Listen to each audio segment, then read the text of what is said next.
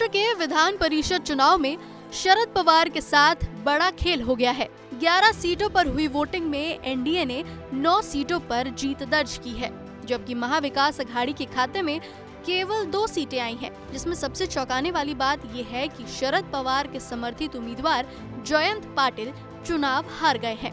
बता दें कि 11 सीटों के लिए वोटिंग हुई, जिसमें 12 उम्मीदवार मैदान में थे। महायुति यानी बीजेपी, शिवसेना शिंदे और एनसीपी अजीत की तरफ से 9 उम्मीदवार मैदान में थे। ये सभी जीत गए, जबकि महाविकास अघाड़ी की तरफ से 3 उम्मीदवार उतारे गए थे, जिसमें 2 की जीत और 1 की हार हुई। वो हारा हुआ चेहरा जयंत पाटिल है। नतीजों पर नजर डालें तो महाराष्ट्र विधान परिषद की 11 सीटों में से 9 सीट पर सत्ताधारी महायुति की जीत हुई है। बीजेपी 5 सीट पर जीती है। शिवसेना शिंदे की 2 सीटों पर जीत दर्ज हुई है, तो वहीं एनसीपी अजीत पवार की 2 सीट पर जीत दर्ज हुई है। बात करें महाविकास अघाड़ी की तो उसकी 2 सीट पर जीत हुई है। एक पर कांग्रेस तो दूसरी पर शिवसेना यूबीटी का उम्मीदवार जीता है। महाविकास अघाड़ी की बात करें तो उसके पास 68 विधायक हैं, उन्हें 59 वोट ही मिले हैं। वहीं बीजेपी की अगुवाई वाली महायुति का 201 विधायकों के समर्थन का दावा था। उसे अब तक की रिपोर्ट के मुताबिक 214 वोट मिले हैं, यानी उनके उम्मीदवार के लिए कुछ विपक्षी विधायकों ने क्रॉस वोटिंग की है। पहले से आशंका थी कि क्रॉस वोटिंग से किसी न किसी का खेल बिगड़ सकता है।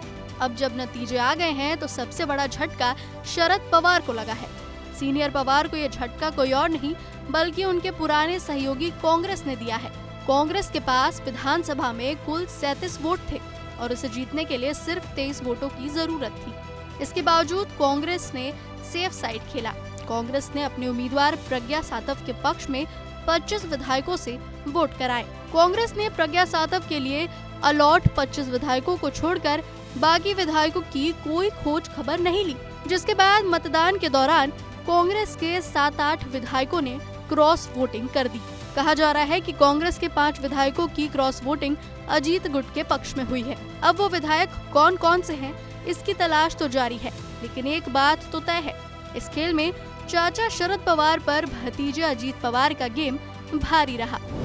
5 विधायकों ने हमें सपोर्ट किया है, उनका मैं शुक्रिया अदा करना चाहता हूं और धन्यवाद भी देना चाहता हूं और सबका अभिनंदन करना चाहता हूं। चुनाव जब रहता है तो एलिगेशन होते हैं, एलिगेशन के बारे में मैं ज़्यादा नहीं सोचता।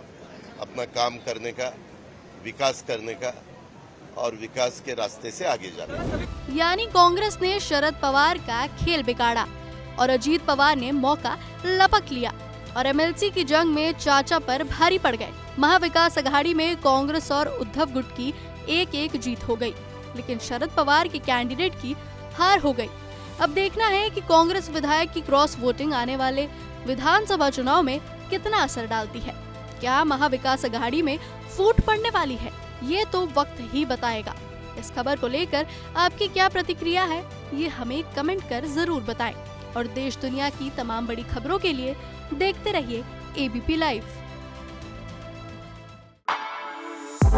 For exclusive and insightful videos, subscribe to our new channel ABP Live Premium.